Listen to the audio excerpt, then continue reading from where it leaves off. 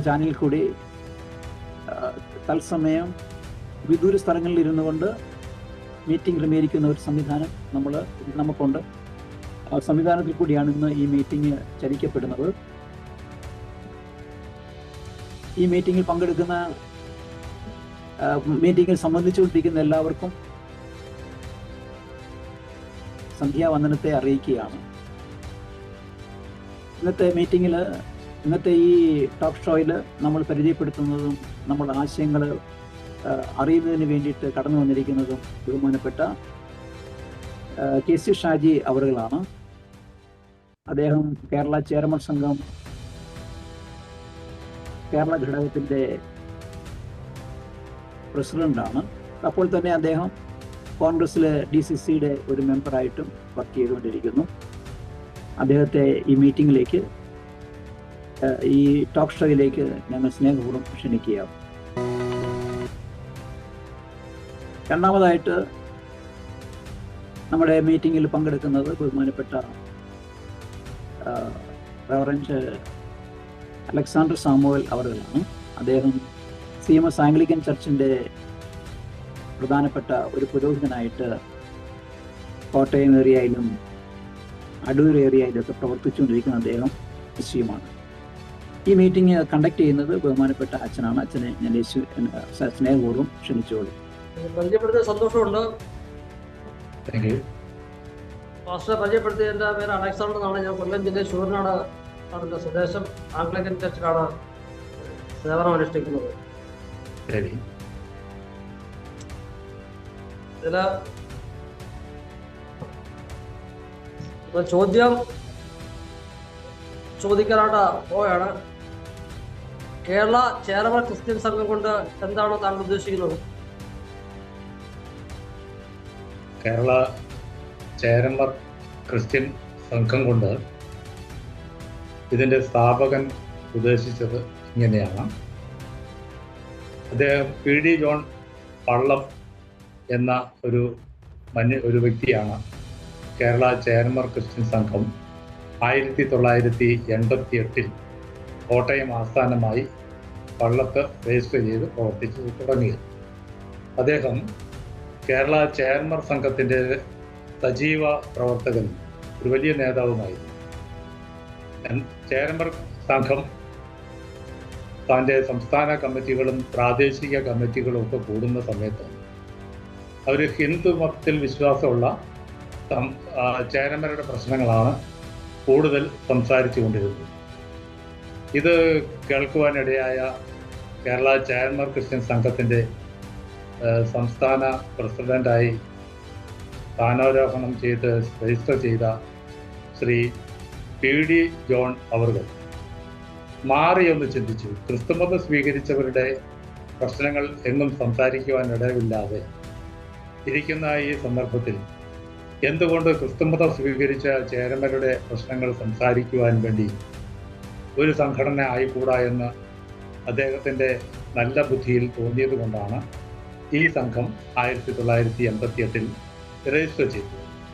ഈ സംഘം കൊണ്ട് ഉദ്ദേശിക്കുന്നത് കേരളത്തിലെ ക്രിസ്തുമതം സ്വീകരിച്ച ചേരമരുടെ സാമൂഹികവും സാംസ്കാരികവും രാഷ്ട്രീയവും സാമ്പത്തികവുമായ എല്ലാ ഉന്നമനത്തിനെയും ലക്ഷ്യം വെച്ചുകൊണ്ടാണ് അദ്ദേഹം ഈ സംഘം ആരംഭിച്ചത്. ഇതോടൊപ്പം തന്നെ ആത്മീയ പ്രവർത്തനങ്ങളിലും കേരള ചേരമർ ക്രിസ്ത്യൻ സംഘത്തിന് പ്രവർത്തിക്കുവാനുള്ള വേദികളുണ്ട്. ഇതിൻ്റെ രജിസ്ട്രേഷനിൽ തന്നെ പറയുന്നത് അവരുടെ ആത്മീയ പ്രശ്നങ്ങളിലും ആരാധനയോ എല്ലാ കാര്യങ്ങളിലും വിവാഹം, അതുപോലെ സംസ്കാര ശുശ്രൂഷകൾ എല്ലാം ഒരു ക്രിസ്ത്യാനി ചെയ്യുന്ന എന്തൊക്കെയുണ്ടോ അതെല്ലാം കേരള ചേരമർ ക്രിസ്ത്യൻ സംഘത്തിലൂടെ പ്രവർത്തിക്കാൻ കഴിയും. അപ്പോൾ ഇതിൻ്റെ ഭൗതികവും ആത്മീയവുമായ എല്ലാ ആവശ്യങ്ങളെയും മുൻനിർത്തിയാണ് ഈ സമൂഹത്തിന് വേണ്ടി ശ്രീ PD ജോൺ സാറ് ഈ സംഘം രൂപീകരിച്ചത്. അതാണ് ഇത് വിരൽ ചൂണ്ടുന്നത്. ഇതിൻ്റെ ലക്ഷ്യം അതാണ്.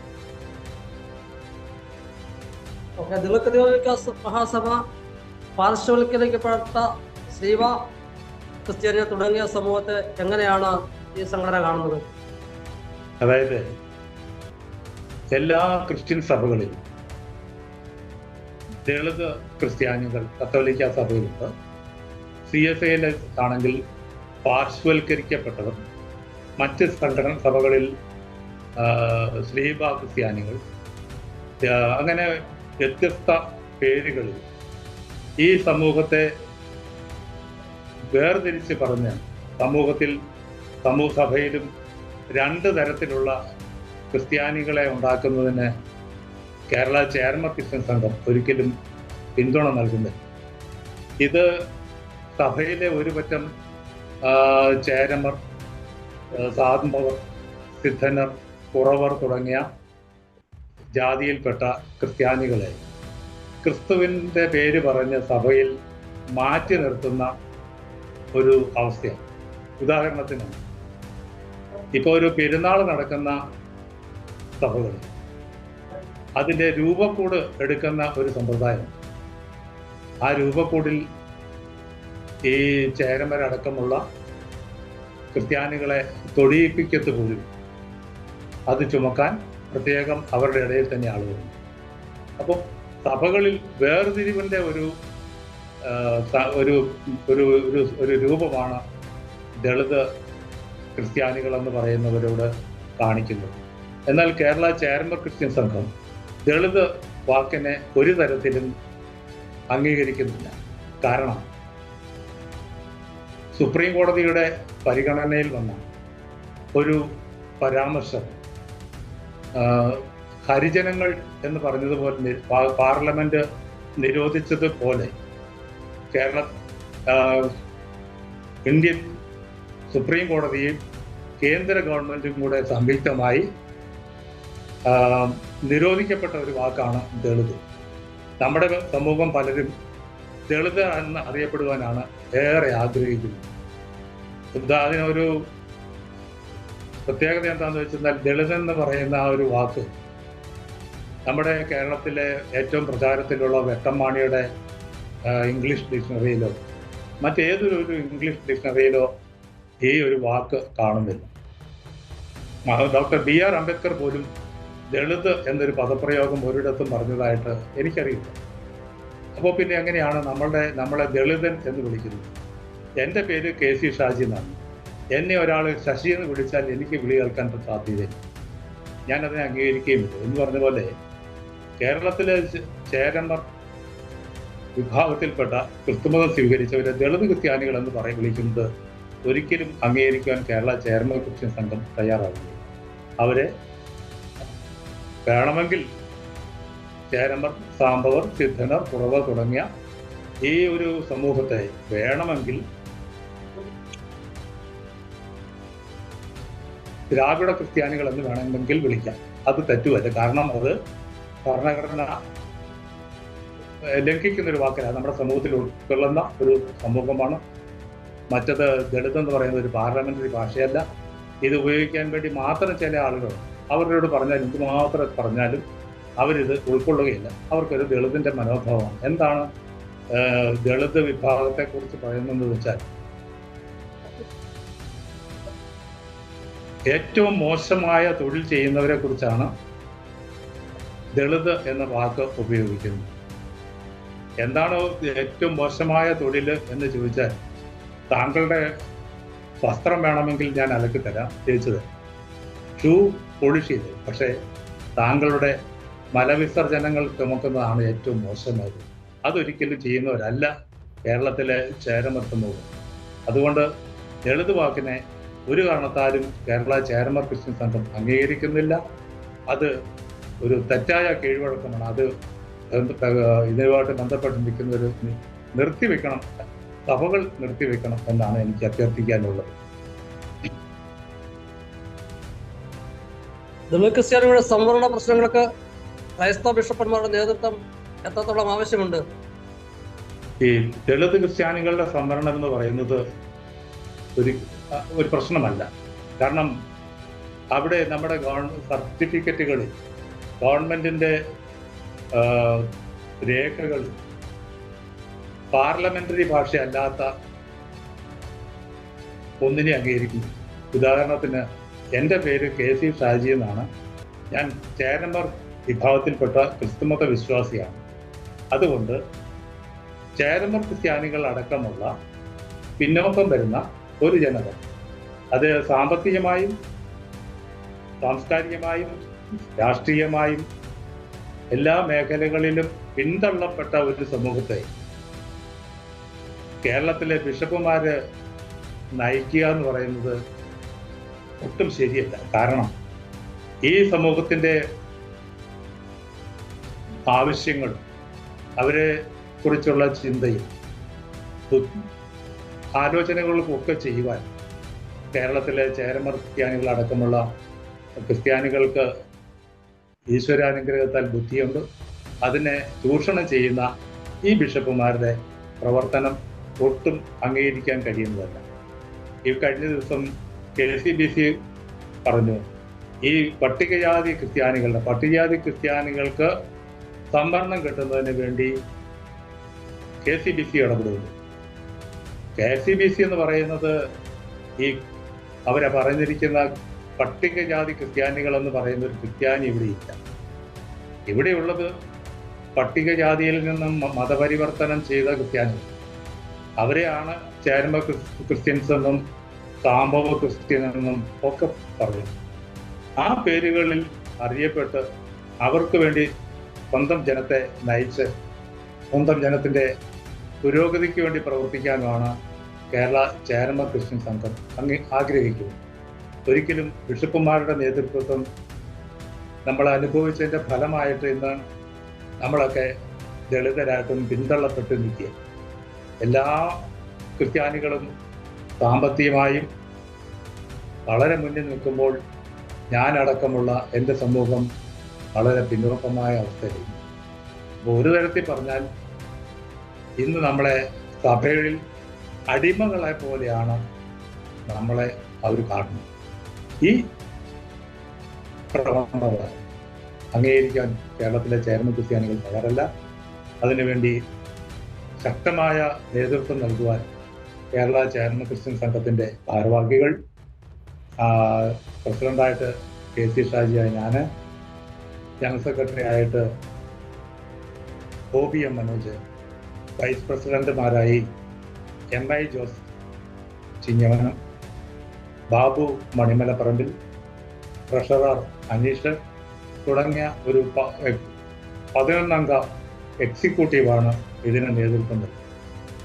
ഈ നേതൃത്വത്തെ എല്ലാ അർത്ഥത്തിലും മുന്നോട്ട് നയിക്കുവാൻ ഞങ്ങൾക്ക് കഴിയും എന്നാണ് ഞങ്ങളുടെ വിശ്വാസം. അത് ഞങ്ങൾ ഇത് തെളിയിച്ചിട്ടുണ്ട്. അത് ഉദാഹരണം പറഞ്ഞാൽ കേരളത്തിലെ പത്രങ്ങളിൽ ദളിത് ക്രിസ്ത്യാനികളെന്ന് എഴുതി കൊടുത്താൽ അവർക്കൊക്കെ ഇടാൻ വളരെ ആഗ്രഹം, സന്തോഷം. പക്ഷേ ചേരമർ ക്രിസ്ത്യൻ എന്ന് പറയുന്നതിനോട് ചില പത്രങ്ങളെല്ലാം, മിക്കവാറും പത്രങ്ങളെല്ലാം, പ്രത്യേകിച്ച് കോട്ടയത്തു നിന്ന് വളരെ പ്രചാരത്തിലിറങ്ങുന്ന വലിയൊരു പത്രം ഞങ്ങളുടെ വാർത്തകൾ പ്രസിദ്ധീകരിക്കാൻ പോലും തയ്യാറാവുന്നില്ല. കാരണം ഞങ്ങൾ ഒരു ഐഡന്റിറ്റി നിലനിർത്തിക്കൊണ്ട് പ്രവർത്തിക്കുന്ന ഒരു സംഘമായിരുന്നു. അതുകൊണ്ട് കേരളത്തിലെ ക്രിസ്ത്യാനികളായിട്ടുള്ള ഞങ്ങളെ സ്വന്തം സഭയിലെയുള്ള ബിഷപ്പുമാരെ വേർതിരിച്ച് ഞങ്ങൾക്കൊരു നേതൃത്വം വേണം. അത് സഭയ്ക്ക് അവർ കൊടുക്കട്ടെ. പക്ഷെ ഞങ്ങൾക്ക് ഞങ്ങളാൽ തന്നെ നേതൃത്വം കൊടുക്കുവാനും അതിൻ്റെ അവകാശങ്ങൾക്ക് വേണ്ടി ഞങ്ങൾ പോരാടാൻ തയ്യാറാണ്. മുന്നോക്ക വിഭാഗത്തിൽപ്പെട്ട സാമ്പത്തികാവസ്ഥയുള്ളവർക്ക് പാർലമെന്റിൽ 10% സംവരണം ഏർപ്പെടുത്തിയപ്പോൾ കേരളത്തിൽ ക്രിസ്ത്യൻ സഭകളുടെ പേരുകൾ ജാതീയമായി ഉൾപ്പെടുത്തിയത് ഈ സംഘടന അംഗീകരിക്കുന്നത് ശരിയാണോ? ഇന്ത്യയിലെ മുന്നോക്ക വിഭാഗത്തിൽപ്പെട്ട സാമ്പത്തികമായ പിന്നോക്കാവസ്ഥയിലുള്ളവർക്ക് ഇന്ത്യൻ പാർലമെന്റ് 10% സംവരണം ഏർപ്പെടുത്തിയത് തികച്ചും തെറ്റായ പ്രവണതയാണ്. 50:50 സംവരണത്തിന്റെ അനുപാതം. ആ ഭരണഘടന ലംഘിച്ചുകൊണ്ട് 50-ൽ നിന്ന് 10% കൂടി കൂട്ടി സംവരണം കൊടുത്തത് ഏറ്റവും ഭരണഘടനാ ലംഘനമാണ്. ഇന്ത്യൻ പാർലമെന്റിൽ ഇത് സംസാരിച്ചപ്പോൾ ഇന്ത്യയിലെ പട്ടികജാതിക്കാരായിട്ടുള്ള MP-മാര് ഏതാണ്ട് 152 പേർ.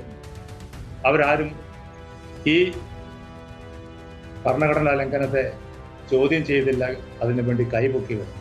എന്നാൽ മുസ്ലിം ലീഗിന്റെ കുഞ്ഞാലിക്കുട്ടി സാഹിബ് അടക്കം 2 പേരാണ് ആ ബില്ലിനെ പാർലമെന്റിൽ എതിർത്തത്. അവർ ആ ഭരണഘടന ലംഘിക്കുവാൻ അനുവദിച്ചില്ല. എന്നാലും ഭൂരിപക്ഷമുള്ള ആ ഭരണമുന്നണി ഈ ബില്ല് പാസ്സാക്കി. ഇത് കേരളത്തിലേക്ക് വന്നപ്പോൾ കേരളത്തിലെ CSI സഭ, കത്തോലിക്ക സഭ, മലങ്കര കത്തോലിക്ക, യാക്കോബ, ഓർത്തഡോക്സ് തുടങ്ങി നമ്മളെല്ലാം ഒരു പരിവർത്തനത്തിന് വേണ്ടി തെറ്റാണെന്ന് മറ്റ് സഭകളിൽ പ്രവർത്തിക്കുന്ന ആളുകളെ കുറിച്ച് പറയുന്ന പെന്തക്കോസ്ത വിഭാഗത്തെ പോലും ജാതി പട്ടികയിൽ ഉൾപ്പെടുത്തി. എന്താണ് ജാതി? ആ ജാതിയുടെ മാനദണ്ഡം പോലും പരിഗണിക്കാതെയാണ് ചർച്ച് ഓഫ് സൗത്ത് ഇന്ത്യ എന്ന പേരിൽ അത് ജാതിയാക്കിയത്. എന്താണ് ഇത്? ചർച്ച് ഓഫ് സൗത്ത് ഇന്ത്യ എന്ന് പറഞ്ഞാൽ ജാതിയാണ്. അതൊരു പ്രസ്ഥാനത്തിന്റെ പേരാണ്, അത് സഭയുടെ പേരാണ്. അതുപോലെ തന്നെ കത്തോലിക്ക സഭ എന്ന് പറഞ്ഞാൽ ജാതിയല്ല. അവിടെ അങ്ങനെ 17 ക്രിസ്ത്യൻ സഭകളുടെ പേരുകളെ ഈ ഗവൺമെന്റ് ജാതി പട്ടികയിൽ ഉൾപ്പെടുത്തിയിട്ട് ഈ മുന്നോക്ക വിഭാഗത്തിൽ സാമ്പത്തികമായി പിന്നോക്കാവസ്ഥയിലുള്ള ആളുകളെ ഈ ജാതി പട്ടികയിൽ ഉൾപ്പെടുത്തി സഭകളുടെ പേര് ജാതിയായി അംഗീകരിച്ച് 10% ഉൾക്കൊള്ളിച്ചു. ഇനി സഭകളിൽ CSI സഭ അല്ല, ഉദാഹരണം, അങ്ങനെ ഏതെങ്കിലും 17 ക്രിസ്ത്യൻ സഭകളുടെ പേരിൽ ജാതിയായി നിൽക്കുന്നത് ചേരമരും സാമ്പവരും അടക്കമുള്ള ജനവിഭാഗങ്ങൾ. അവരെയല്ലേ വാസ്തവത്തിൽ ഈ 10% സംവരണത്തിൽ കേരളത്തിലെ ചേരമരടക്കമുള്ള എല്ലാവരും സംവരണം ആവശ്യപ്പെടുമ്പോൾ ഈ 10% ഒരു പ്രത്യേക വിഭാഗമായിട്ട് നമ്മളെ പരിഗണിക്കുവാൻ ഈ ഒരു ഗവൺമെന്റ് തയ്യാറായിരുന്നു. അത് ഗവൺമെന്റ് കാണിച്ച ഏറ്റവും വലിയ വർഗവഞ്ചനയാണ് ഈ കേരള ഗവൺമെന്റ് ചേരമർ ക്രിസ്ത്യാനികളടക്കമുള്ള ജനങ്ങളോട് ചെയ്തത്.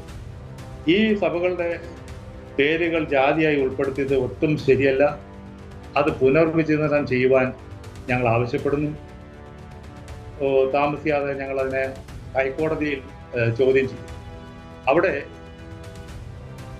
കേന്ദ്ര ന്യൂനപക്ഷ കമ്മീഷനും പറഞ്ഞിട്ടുണ്ട്, മതത്തിന്റെ പേരിലല്ല സംവരണം, ജാതിക്കാണ് സംവരണം. CSI സഭ അടക്കമുള്ള മറ്റിതര സഭകൾ എങ്ങനെ ജാതികൾ? അവിടെയെല്ലാം ജാതികളായി നിൽക്കുന്നത് ചേരമ്പര് സാമ്പവർ അടക്കമുള്ള പിന്നോക്ക വിഭാഗങ്ങൾ. വാസ്തവത്തിൽ അവരെയാണ് ഉൾക്കൊള്ളേണ്ടത്. അതുകൊണ്ട് ഈ മുന്നോക്ക വിഭാഗത്തിൽപ്പെട്ട സാമ്പത്തികമായി പിന്നോക്കാവസ്ഥയിലുള്ള 10% സംവരണം ഏർപ്പെടുത്തിയ ഈ നടപടി തന്നെ തെറ്റാണ്. ഈ സഭകളുടെ പേര് ജാതി പട്ടികയിൽ ഉൾപ്പെടുത്തിയതും തെറ്റാണ്. ഈ തെറ്റ് തിരുത്തുവാൻ ബന്ധപ്പെട്ട അധികാരികൾ തയ്യാറാകണം എന്നാണ് എനിക്ക് അവസരത്തിൽ അഭ്യർത്ഥിക്കുന്നത്. വിവിധ ദളിത് സംഘടനകൾ, പ്രത്യേകിച്ച് CSDS പോലുള്ള സംഘടനകൾ ദളിത് ക്രൈസ്തവരുടെ പ്രത്യേക സംവരണ പാക്കേജ് ആവശ്യത്തെ ചേരമർ ക്രിസ്ത്യ സംഘം എങ്ങനെയാണ് ഉൾക്കൊള്ളുന്നത്? CSDS എന്ന് പറയുന്ന സംഘടന ഒരു ഐഡന്റിറ്റിയുടെ പേരിൽ ഞാൻ അതിനെ ഉൾക്കൊള്ളും. ചേരമ സാമ്പവ ഡെവലപ്മെന്റ് സൊസൈറ്റി അതിനെ ഞാൻ ഉൾക്കൊള്ളും. പക്ഷേ നമ്മുടെ രാജ്യത്ത് മതത്തിന്റെ പേരിലാണ് എല്ലാ സ്ഥാപനങ്ങളും ഉണ്ടായിട്ടുള്ളത്. ക്രിസ്തുമതം സ്വീകരിച്ച ചേരമൻ, ഹിന്ദുമതം സ്വീകരിച്ച സാമ്പവൻ, ഹിന്ദുമതം സ്വീകരിച്ച ചേരമൻ, ഇവർ തമ്മിൽ എങ്ങനെ പൊരുത്തപ്പെട്ടു പോകും? ഇതിൻ്റെ ഒരു ആവശ്യകത വളരെ നെഗറ്റീവാണ്. കാരണം ഇവരിതിനു വേണ്ടി ദളിത് ക്രിസ്ത്യാനികളെ ഉൾപ്പെടുത്തുമെന്ന് പറയുമ്പോൾ ഇല്ലാത്ത ഒന്നിനെ ഉണ്ട് എന്ന് സ്ഥാപിച്ചെടുക്കാൻ വേണ്ടി ഉദ്യമിക്കുന്ന ഈ പരിശ്രമം ഒട്ടും ശരിയല്ല. കാരണം കേരളത്തിലെ ചേരമർ ആയ ക്രിസ്ത്യാനികളോടും സാമ്പവരായ ക്രിസ്ത്യാനികളോടും ചെയ്യുന്ന ഏറ്റവും വലിയ വഞ്ചന. കാരണം ഹിന്ദുമതത്തിൽ നിൽക്കുന്ന ഒരാള് ക്രിസ്തുമാനികളുടെ ചേരമർ ക്രിസ്ത്യാനികളെ അല്ലെങ്കിൽ ദളിത് ക്രിസ്ത്യാനികളെ പട്ടികജാതി ലിസ്റ്റിൽ ഉൾപ്പെടുത്തണം എന്ന് പറയുന്നത് ആത്മാർത്ഥതയോടുകൂടിയല്ല. എനിക്ക് ഒരു ഡയറി കക്ഷത്തുക, അതിനുവേണ്ടിയാണ് അവർ പരിശ്രമിക്കുന്നത്. അപ്പോൾ ക്രിസ്തുമതം സ്വീകരിച്ച ചേരമരും ക്രിസ്തുമതം സ്വീകരിച്ച സാംബവരും കൂടി ഒരുമിച്ച് കൂടിയാൽ നമ്മൾ അതിനെ സ്വാഗതം ചെയ്യും. നമുക്കിപ്പം കേരളത്തിൽ ക്രിസ്തുമതം സ്വീകരിച്ച സാംബവരുടെ ഒരു സംഘടനയും നിലവിലില്ല. പിന്നെയുള്ളത് നാടാർ വിഭാഗത്തെ പ്രതിനിധീകരിച്ച് ഒരു സംഘടന. പിന്നീടുള്ളത് ചേർമ ക്രിസ്ത്യൻ സംഘടന. ഞങ്ങൾ ആവശ്യപ്പെടുന്നതിൻ്റെ ഫലം ഞങ്ങൾക്ക് വേണ്ടി മാത്രമായിട്ടായിരിക്കത്തില്ല. കാരണം ഇതൊരു ഒരു ഒരു വിഭാഗമാണ്. ആ വിഭാഗങ്ങളെ എല്ലാം കൂട്ടിയാണ് ഈ ആവശ്യങ്ങൾ പറയുന്നത്. അതുകൊണ്ട് എനിക്ക് CSDSCനോടായാലും അത്തരത്തിലുള്ള ഏത് സംഘടനകളോടും അഭ്യർത്ഥിക്കാനുള്ളത്, ഒന്നുകിൽ നിങ്ങൾ ഹിന്ദുമതം സ്വീകരിച്ച ചേരങ്ങൾ, ഹിന്ദുമതം സ്വീകരിച്ച സാംബവരും ആയി ഉൾക്കൊള്ളുക. അതല്ല എങ്കിൽ ക്രിസ്തുമതം സ്വീകരിച്ച ചേരന്മാരും ക്രിസ്തുമതം സ്വീകരിച്ച സാംബവരാണ് ആളുകളുമായിട്ട് നിങ്ങൾ ബന്ധപ്പെടും. ഇത് രണ്ടിനെയും കൂടെ കൂട്ടിക്കൊഴിച്ച് ഞങ്ങളെ പെരുവഴിയിലാക്കരുത് എന്ന് മാത്രമാണ് അഭ്യർത്ഥിക്കാനുള്ളത്. കാരണം ദളിത് എന്നൊരു വാക്ക് ദളിത് ക്രിസ്ത്യാനി ഇല്ല. അത് വീണ്ടും ഞാൻ ആവർത്തിക്കുന്നു. ദളിത് ക്രിസ്ത്യാനി എന്നൊരു വാക്ക് ജനം കേരളത്തിലും ഇന്ത്യയിലും അവിടെയെല്ലാം ജാതിയുടെ അടിസ്ഥാനത്തിൽ തന്നെയാണ്. ന്യൂനപക്ഷ കമ്മീഷനുടെ പ്രവർത്തനത്തെ, പ്രത്യേകിച്ച് JB കോശി കമ്മീഷൻ റിപ്പോർട്ടിനെ കുറിച്ച് എന്താണ് ഈ സംഘടനയുടെ നിലപാട്?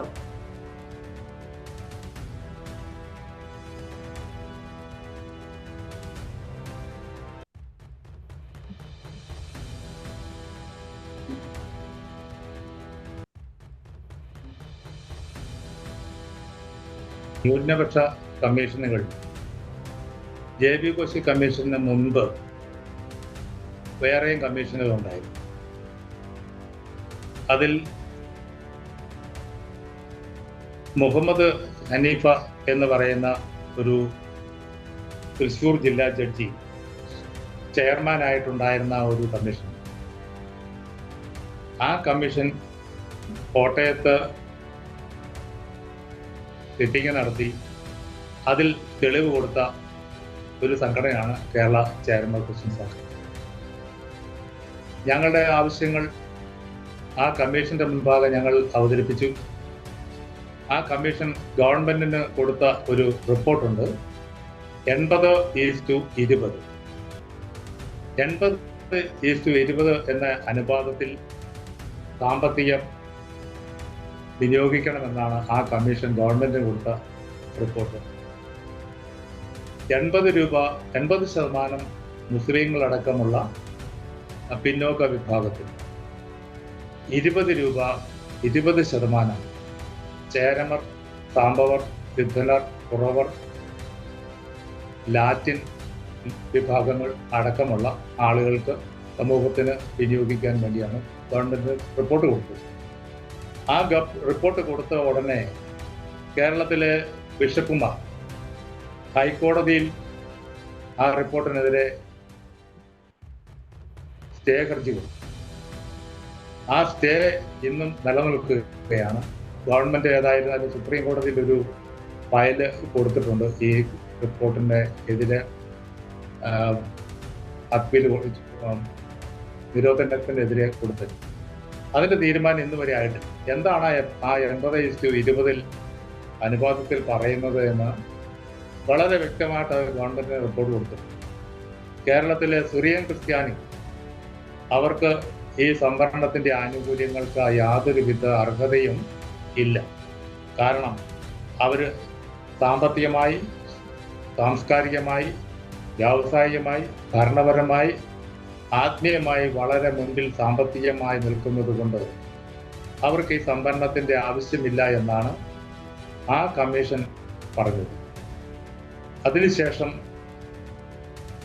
ജസ്റ്റിസ് ഹരിഹരൻ നായർ കമ്മീഷനായിട്ടൊരു കമ്മീഷൻ ഉണ്ടായി. ആ കമ്മീഷനിലും ഞങ്ങൾ പരാതി കൊടുത്തു. ഞങ്ങളുടെ ഹിയറിംഗ് കോട്ടയത്തെ 2 പ്രാവശ്യം കേട്ടു. അവസാനമായിട്ട് തിരുവനന്തപുരത്ത് ഞങ്ങളെ വിളിച്ചു. ആ മീറ്റിങ്ങുകളെല്ലാം ഞങ്ങൾ ആവശ്യപ്പെട്ടത് സഭകളുടെ പേരിലുള്ള ജാതി സംവരണം, ആ പേര് പിൻവലിക്കണം. അത് ആ സമയത്ത് അതിൻ്റെ ചെയർമാൻ ഞങ്ങളോട് വ്യക്തിപരമായിട്ട് പറഞ്ഞതെന്നാൽ ഇത് സത്യമാണ്, പക്ഷേ ഗവൺമെന്റിന്റെ പോളിസിയാണ് എന്നാണ് അദ്ദേഹം ഞങ്ങൾക്ക് പറഞ്ഞത്. പിന്നീട് വന്ന JB കോശി കമ്മീഷൻ കേരളത്തിലെ ചേരമര് സാമ്പവരടക്കമുള്ള ക്രിസ്ത്യാനികൾക്ക് യാതൊരു വിപരീത പ്രയോജനവുമില്ല. ഇന്നിപ്പോ ഞാനൊരു വാട്സാപ്പിന്റെ ഒരു സന്ദേശം വായിച്ചപ്പോൾ JP കോശി കമ്മീഷനെ ഇത് ആരാണ്ട് പറഞ്ഞ് പഠിപ്പിച്ചതുപോലെയാണ്. ആ റിപ്പോർട്ടിൻ്റെ അകത്ത് ചേരമരടക്കമുള്ള പിന്നോക്ക ദളിത് വിഭാഗങ്ങളെ നിരീക്ഷിക്കുന്നു. കാരണം ഞാൻ മുമ്പ് പറഞ്ഞതുപോലെ ദളിത് വിഭാഗങ്ങളെ ആ പേര് തന്നെ നിരോധിച്ചിരിക്കുമ്പോൾ ദളിത് ക്രിസ്ത്യാനികൾക്ക് ഇന്നത് കൊടുക്കണം എന്ന് പറയുന്നത് ഞങ്ങളെ എങ്ങുമല്ലാത്ത രീതിയിൽ തഴയണം എന്നുള്ള ഉദ്ദേശത്തോടു കൂടി തന്നെയാണ്. അതുകൊണ്ട് JP കോശി കമ്മീഷൻ റിപ്പോർട്ട് തള്ളിക്കളയണമെന്ന് ആവശ്യപ്പെട്ടുകൊണ്ട് കേരള ചേരമർ ക്രിസ്ത്യൻ സംഘം ഞങ്ങൾ പല വേദികളിലും മുഖ്യമന്ത്രി, ചീഫ് സെക്രട്ടറി അടക്കമുള്ള ആളുകൾക്ക് പരാതി കൊടുത്തതാണ്. ആ പരാതികൾ ഞങ്ങൾക്ക് മറുപടിയായിട്ട് ചീഫ് സെക്രട്ടറി ഞങ്ങൾക്ക് തന്ന മറുപടി, JP കോശി കമ്മീഷൻ റിപ്പോർട്ട് നടപ്പാക്കുന്ന സമയത്ത് ഇത് കേരളത്തിലെ ചേരമർ ക്രിസ്ത്യാനികളെ കൂടി പങ്കെടുപ്പിച്ചിട്ട് ഈ ചർച്ച ഈ റിപ്പോർട്ട് പുറത്തുവിടുകയുള്ളൂ. പക്ഷെ അതും ലംഘിച്ചു. ഞങ്ങൾക്ക് തന്ന വാക്ക് ഒരു തരത്തിലും അവര് ഉൾക്കൊണ്ടില്ല, അംഗീകരിച്ചില്ല. ഞങ്ങളെ വെറും പാഴ്വസ്തുക്കളെ പോലെ തള്ളിക്കളയും. ഇത് പ്രതിഷേധാർഹമാണ്. ഈ ഗവൺമെന്റിനെ ഞങ്ങൾക്കൊന്ന് കാണാൻ വേണ്ടി പല പ്രാവശ്യം ഞങ്ങൾ കാണാൻ വേണ്ടി അനുവാദം ചോദിച്ചപ്പോഴൊക്കെ ഞങ്ങളെ കാണാൻ കൂട്ടാക്കാത്തിരിക്കുന്ന ഒരു ഗവൺമെന്റാണ്. VIP-കളെ മാത്രമേ കാണുള്ളൂ. ഞങ്ങൾ ഈ സമൂഹത്തിലെ VIP-കളല്ലേ, ഞങ്ങൾക്ക് വോട്ടവകാശമില്ലേ, ഞങ്ങൾ ഈ രാജ്യത്തെ പൗരത്വമുള്ളവരല്ലേ, അടിസ്ഥാന ജനമല്ലേ, എന്തുകൊണ്ട് ഞങ്ങളെ കാണുന്നില്ല, ഞങ്ങളെ കേൾക്കുന്നില്ല? അത് ഞങ്ങളെ കേൾക്കുവാനും ഞങ്ങളെ അംഗീകരിക്കുവാനും കഴിയുന്ന ഒരു രാഷ്ട്രീയ അന്തരീക്ഷം ഞങ്ങൾക്ക് വേണം എന്നാണ് ഞങ്ങൾക്ക് അഭ്യർത്ഥിക്കാറുള്ളത്. ദളിത് ക്രിസ്ത്യാനികളെ കുറിച്ച് ആന്ധ്ര ഹൈക്കോടതിയുടെ വിധിയും സുപ്രീം കോടതിയുടെ അഭിപ്രായത്തെ അല്ലെങ്കിൽ വിധിയെക്കുറിച്ച് തങ്ങളുടെ സംഘടനയുടെ അഭിപ്രായം എന്താണ്?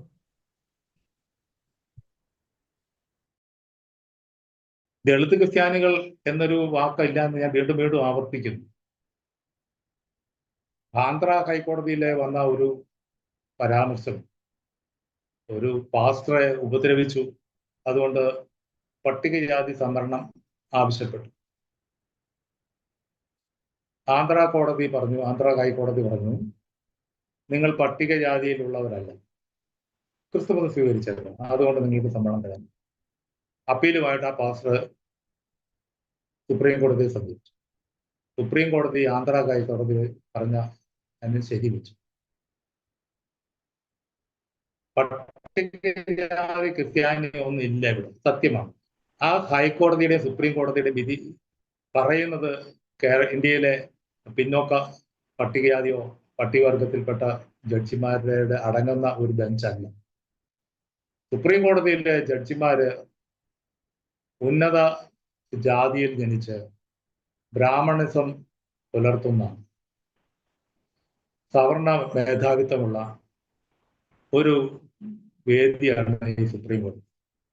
പണ്ടൊരു KG ബാലകൃഷ്ണനോ അങ്ങനെ ആരെങ്കിലും ഒന്നോ രണ്ടോ പേര് വന്നിട്ടുണ്ടെങ്കിൽ അവർക്ക് ഇത്രമാത്രം അധികാരങ്ങളൊന്നും അവർ ചെയ്തിട്ടില്ല.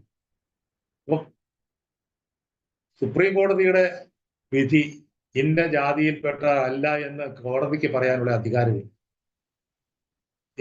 എൻ്റെ ജാതി സർട്ടിഫിക്കറ്റ് SSLC ബുക്കിൽ കിടക്കുന്നത് ഞാൻ ആ ജാതിയിൽ അല്ല എന്ന് പറയാൻ സുപ്രീം കോടതിക്ക് എന്താണ് അധികാരം?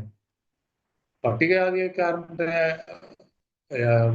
സർട്ടിഫിക്കറ്റ് അങ്ങനെ അല്ല എന്ന് പറയാൻ സുപ്രീം കോടതിക്ക് എന്താണ് അധികാരം? സുപ്രീം കോടതിയിൽ വരുന്നത് ജാതി നിർണയിക്കുന്നതല്ല, സംവരണം നിശ്ചയിക്കുന്നതല്ല, ഈ വിഭാഗത്തിന്റെ സാമൂഹിക സാംസ്കാരിക സംരക്ഷണത്തിനോ ഉതകുന്നതല്ല കോടതി. ഇത് ഈ ജനങ്ങളെ ഈ പട്ടികജാതി ലിസ്റ്റിലോ അല്ലെങ്കിൽ ഇവർക്ക് സംവരണമോ കൊടുക്കണം എന്ന് പറയുന്നത് സുപ്രീം കോടതിയാണ്. ഈ ഉദാഹരണത്തിന് നമ്മുടെ ഈ ചേരമരടക്കമുള്ളവരുടെ പ്രശ്നങ്ങൾ സംസാരിക്കാൻ വേണ്ടി വരുമ്പോൾ 1950 പ്രസിഡൻഷ്യൽ ഉത്തരവുണ്ട് എന്ന് പറഞ്ഞ് മാറ്റിവെക്കുകയാണ്. അവരെ അങ്ങനെ ഒരു ഉത്തരവുള്ളതുകൊണ്ട് നിങ്ങളുടെ പ്രശ്നങ്ങൾ കേൾക്കാനും ചർച്ച ചെയ്യാൻ സാധ്യമല്ല. ക്രിസ്ത്യൻ സഭകളിൽ ജാതി ഇല്ല, എല്ലാവരും സഹോദരങ്ങളാണ്, സഹോദര തുല്യമാണ് എന്നൊക്കെ പറഞ്ഞ് ഈ റിപ്പോർട്ട് ഗവൺമെന്റിലുണ്ട്. എന്നാൽ മുമ്പ് ഞാൻ സൂചിപ്പിക്കാൻ വിട്ടുപോയതാണ്, ഈ 10% സംവരണം ഏർപ്പെടുത്തിയപ്പോൾ ജാതി പട്ടികയിൽ മറ്റു ക്രിസ്ത്യാനികളെ ഉൾപ്പെടുത്തിയപ്പോൾ ഈ 1950 പ്രസിഡൻഷ്യൽ ഉത്തരവ് ഇവർ കണ്ടില്ലേ? ഇവർക്ക് അറിയില്ലേ എന്താ ഇത് കാണുന്നത്? ഏറ്റവും ഭരണഘടനാ ലംഘനവും ഈ ജനത്തോട് കാണിക്കുന്ന ഏറ്റവും ക്രൂരമായ പ്രവൃത്തിയുമാണ് സുപ്രീം കോടതിയും ഗവൺമെന്റും ചെയ്തത്. അത് തെറ്റാണ് എന്ന് ചൂണ്ടിക്കാണിക്കുവാൻ ഞങ്ങൾ തയ്യാറായി. സുപ്രീം കോടതിയുടെ പരിഗണനയിലുള്ളതല്ല എൻ്റെ ജാതി നിശ്ചയിക്കുക എന്നുള്ളത്. അത് ഗവൺമെന്റാണ് നിശ്ചയിക്കേണ്ടത്. ഞാൻ എൻ്റെ SLC ബുക്കിൽ കിടക്കുന്നത് ചേരമർ എന്നാണ്, അത് ക്രിസ്തുമസ് വിരിച്ച എന്നാണ്. എന്നെ ഈ പട്ടികയിൽ ഈ ജാതി അല്ല എന്ന് നിശ്ചയിക്കാൻ കോടതിക്ക് എന്താ അധികാരം? അത് തെറ്റായ കീഴ്വഴക്കമാണ്. അതുകൊണ്ട് ജഡ്ജിമാരെ നിയമിക്കുന്നത് എൻ്റെ അഭിപ്രായത്തിൽ ഗവൺമെന്റും കൂടെ ശ്രദ്ധിക്കട്ടെ. 50:50 എന്ന ഒരു അനുപാതത്തിൽ സവർണനും അവർണനും അടങ്ങുന്ന ഒരു അനുപാതത്തിൽ ജഡ്ജിമാരെ നിയമിക്കണം. അതിനൊരു ഒരു വേദിയും അതിനൊരു കൊളീജിയം ഉണ്ടാവണം എന്നാണ് എനിക്ക് അഭ്യർത്ഥിക്കാനുള്ളത്. ഈ സുപ്രീം കോടതിയുടെ വിധി തികച്ചും അന്യായമാണ്. ഈ കോടതി ഇത് പിൻവലിക്കാൻ തയ്യാറാകണം എന്നാണ് കേരള ചേർമ ക്രിസ്ത്യൻ സംഘത്തിന് വേണ്ടി എനിക്ക് അഭ്യർത്ഥിക്കാനുള്ളത്.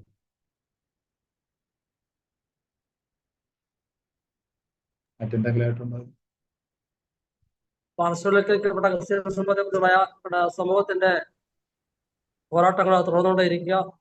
എല്ലാ പിന്തുണ അറിയിക്കുന്നു. നമ്മുടെ വിലപ്പെട്ട അഭിപ്രായങ്ങൾക്ക് നന്ദി. നമസ്കാരം.